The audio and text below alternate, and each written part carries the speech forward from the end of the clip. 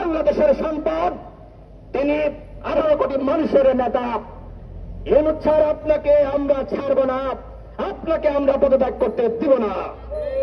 আপনারা যারা উপদেষ্টা পরিষদ অন্যান্যরা রয়েছেন তাদেরকে বলবো, আপনারা ভালো হয়ে যান।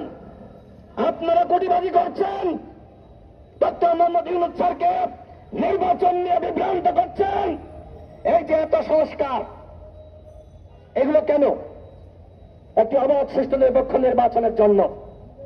বাংলাদেশে শেখ হাসিনা নির্বাচনী ব্যবস্থা ধ্বংস করে দিয়েছিল।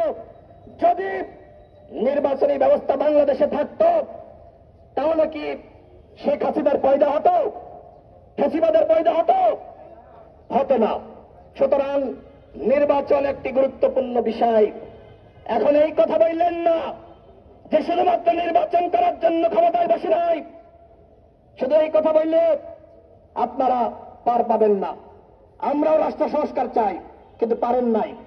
10 মাসে কিচ্ছু করতে পারেন নাই। শুধু নিজেদের আখের গোছা গোছাইছেন, সম্পদ অর্জন করেছেন।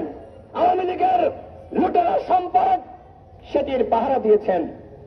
আওয়ামী লীগকে তো নিষিদ্ধ করার দাবিতে আমরাই গণ অধিকার পরিষদ 64 জেলায় ডিসির মাধ্যমে প্রধান উপদেষ্টা বরাবর স্মারকলিপি দিয়েছি।